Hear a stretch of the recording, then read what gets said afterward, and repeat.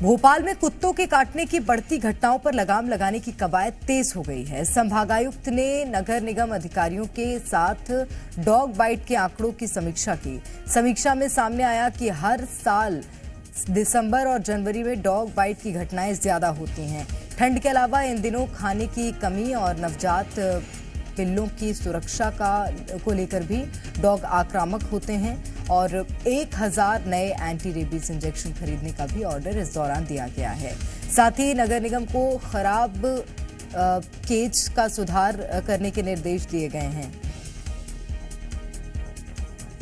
और ज्यादा जानकारी लेंगे इस वक्त भोपाल से सीधा आकाश द्विवेदी हमारे संवाददाता जुड़ गए हैं।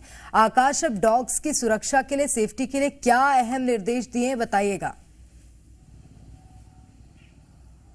देखिए, कुत्तों के काटने की घटनाएं लगातार बढ़ी हैं। आखिरकार नगर निगम की नींद खुल गई।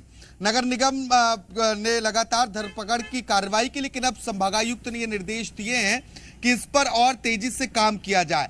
बीते 3 सालों में जो डॉग बाइट की घटनाएं हैं उसकी समीक्षा की गई और इस समीक्षा में पाया गया कि दिसंबर और जनवरी के महीने में हर साल डॉग बाइट की घटनाएं अधिक आती हैं। इसके पीछे का कारण यह है कि कुत्तों को, आवारा कुत्तों को भोजन ना मिलना और इसके अलावा क्योंकि इस समय पिल्ले बहुत पैदा होते हैं, उनकी सुरक्षा के लिए भी जो फीमेल डॉग हैं वो डॉग बाइट की घटनाओं को ज्यादा अंजाम देती है। बाकायदा एडवाइजरी जारी की गई है। ये मेरे बगल की ठीक तस्वीर है, संयोग है, प्रेरणा, आप देख सकती हैं। भोपाल का श्यामला हिल्स इलाका है, ये वीआईपी क्षेत्र है और यहाँ मंत्रियों के, बड़े अफसरों के बंगले हैं और इस क्षेत्र में इस तरीके से आवारा कुत्ते जो हैं वो आपको भटकते हुए कहीं भी दिखाई दे जाएंगे।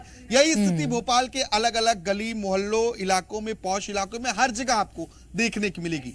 एडवाइजरी में कहा गया है कि पेरेंट्स अपने बच्चों को समझाइश दें कि आवारा कुत्तों से उचित दूरी बनाकर रखें, झुंड में अगर कुत्ते हैं तो उन्हें छेड़े नहीं और अलग अलग तरीकों से बचने की कोशिश करें, क्योंकि पेट लवर्स कार्रवाई में बाधा बन रहे हैं। तो पेट लवर्स को भी ये कहा गया है कि वो डॉग या पेट एडॉप्शन अभियान चलाएं, उन्हें अडॉप्ट करें और उन्हें खाना खिलाएं। खासतौर पर कई बार क्या होता है कि आप दूसरों के घरों के सामने कुत्तों को खाना देकर चले आते हैं। उन्हें यह भी कहा गया है कि ऐसे किसी मोहल्ले में खाना ना खिलाएं, बल्कि एक खाली जगह का चयन करें जहां पर कम भीड़ भाड़ हो, उन जगहों पर खाना खिलाएं ताकि डॉग बाइट की घटनाएं ना आए। इसके साथ ही एंटी रेबीज के 1000 अधिक इंजेक्शन के ऑर्डर दिए गए हैं और यह कहा गया है भोपाल के हमीदिया अस्पताल में भी एंटी रेबीज इंजेक्शन को रखा जाए ताकि लोग पहुंचे तो उन्हें रेबीज का इंजेक्शन लग सके। अभी फिलहाल अस्पतालों में रेबीज की पर्याप्त मात्रा में इंजेक्शन है, ऐसा दावा इस बैठक के बाद किया गया है।